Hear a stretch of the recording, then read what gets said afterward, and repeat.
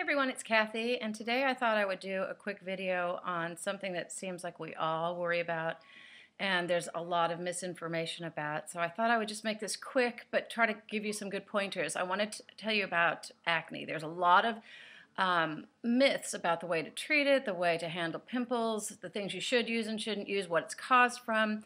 And my website actually has a lot of information that you can look up, a lot more in depth than what I'm going to go into right now.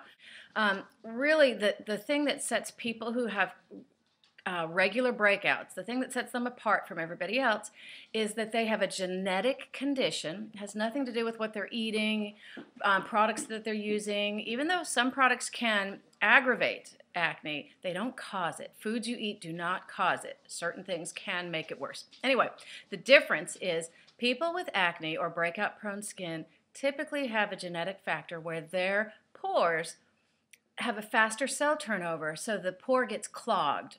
Rather than shedding, this is how, pore is like this, and dead skin cells come up and shed. In somebody with acne, what happens is there's so much shedding taking place. Sorry, I talk with my hands, and it looks kind of crazy.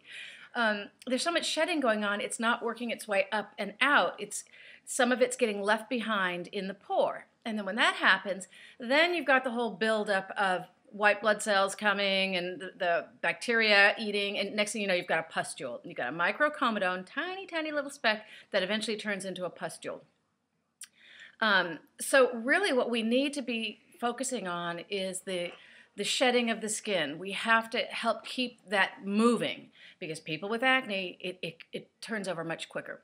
So then the other thing to know is you have to decide what type of acne or breakouts you get. There's inflamed and then there's non-inflamed. Inflamed, everybody's had those. Oftentimes for women, they're down here. They're the ones that are hot and red and they hurt and they feel like a lump. They're the ones that typically, become cystic acne. So that's inflamed. And then the non-inflamed, those are the blackheads. Those are just little pimples that don't look, they just look like a little knot, maybe a little piece of a little stuff stuck under the skin that you can squeeze out. Whiteheads sometimes are non-inflamed and sometimes they're inflamed. And then of course, there's milia. You all probably know what milia is. They're the little white, hard pearls under the skin, and those you should really not remove yourself. Go to an esthetician and have it done because you'll squeeze forever, make a big old mess, make a big mark, and it will still be there. You have to use a lancet to make an opening to get that hard little pearl out of there. But anyway, so if you're aware of what the problem is with your skin, that you get the acne in the first place, it's easier to control. So if you are somebody who suffers from primarily non-inflamed, that means you have a lot of little bumps across your forehead and maybe on your chin, a lot of like clogged pores, blackheads, that sort of thing, you need to focus on exfoliation. You can use physical exfoliation, you can use chemical exfoliation. The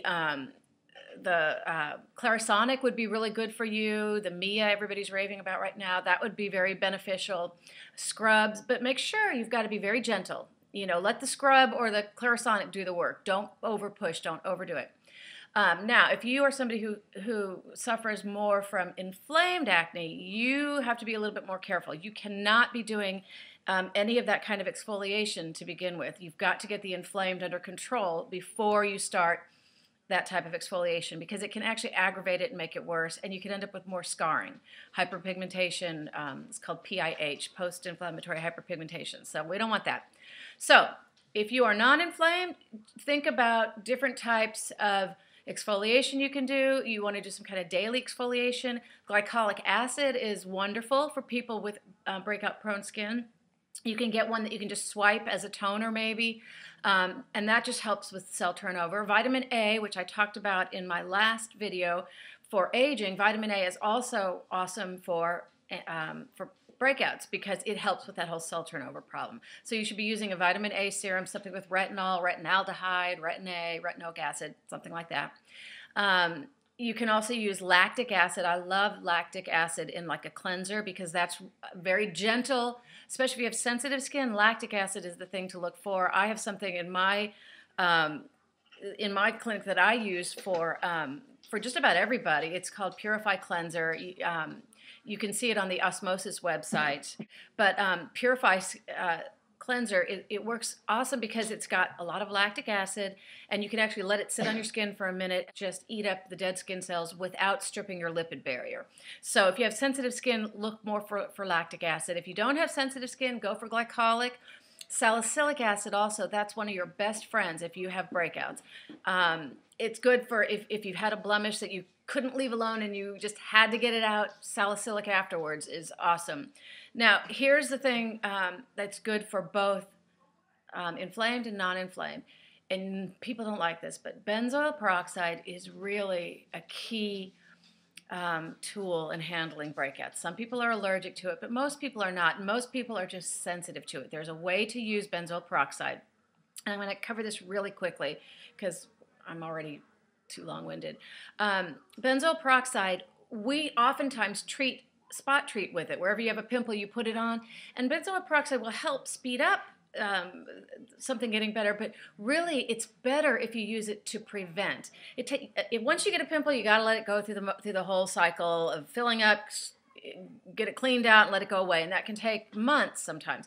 Benzoyl peroxide is your best friend if you use it your entire face, top to bottom, and it will prevent breakouts. But there's a way to do it because benzoyl peroxide can be very strong. I have my clients start on a very weak solution. I have a 2.8% in clinic that I use, and I have them put it on their entire face in the evening after they've cleansed, and they only leave it on 15 minutes, and then they use their cleanser and remove it because the skin won't be used to it. And if you start using it all over, you'll get bright red, you'll get sensitive, and you'll be miserable, and you'll be hating me. It's better to just start off 15 minutes a day for 3 days, then half an hour, then you go to an hour, then you go to 2 hours, and then you go to all night. And it's a pain in the butt, I admit. But we know when it comes to the skin, if you want to clear up acne, anything you use will start to work initially, but after a while, your skin will get used to it. The receptors will stop working. They turn off in a way of protecting the skin. So it's really important that you start off slow with something. You want to use just as little of it as possible to get the results. And then as your skin gets used to it, and we say about every 2 weeks, you got to change up what you're doing. Either go to a higher strength or go to using it for longer or more often. I start people at 2.8, then I might go to 5%. I've got some different things that I add to it, the glycolics, but if you're constantly changing it up, you change it every 2 weeks, you can stay ahead of the breakouts, and that's really the key to dealing with acne. Stay ahead of the breakouts rather than chasing after the pimples that you've already got. The glycolic and all of that will help to clear up what you've already got. The benzoyl peroxide will help prevent new ones from forming. Okay, so if you've got inflamed acne, that's going to be your best bet right now, is start working with benzoyl peroxide to prevent new ones. You can't really do a lot of exfoliation because your skin is already inflamed, and you've got to be very gentle with it. No abrasives on your skin if you're inflamed. If you're non-inflamed, you can use abrasives, but use them gently. So that's kind of a starter. I don't want to make this any longer. I'm going to do a video right after this one showing you how to extract a pimple, because I don't even waste my time telling my clients not to pick, because I'm a realist. If I have a big old pimple on my face, I'm not going to leave it no matter how many people tell me I need to leave it alone. And really, if you extract it properly, it will go away quicker, and isn't that what we all want? So if you want to know how to do that, I'm going to be uploading that next. So anyway, I hope this information was helpful. I'm going to try to get more videos uploaded with different information and try to keep them a little bit shorter. And down below, I'm going to put the information for Osmosis Skincare as well as for my website, because there's if you click on the Acne 101 link, there's tons of info about which products can aggravate acne, which medications can be a problem. There's information about benzoyl peroxide, and it's a lot of info because, you know, acne is not that simple. Oh, and quick, sorry, one last thing, I almost forgot. If you use dryer sheets or fabric softener and you have acne, real acne, you're going to hate me, but you got to stop, because dryer sheets and fabric softener, it's basically a waxy substance that's going on the fabric. Now, if you just have acne on your face, then just consider not using any kind of softener or sheets on your pillowcases. However, if you have chest and back problems, then you're going to have to think about going without dryer sheets for a while. I know it's no fun, but it really makes a difference. That waxy substance you're sleeping at night, it's grinding in. So think about that too. That's it. I'll let you go. Have a great day. And please just type in some questions in the comment section if you want to know anything. Have a great day. Thanks.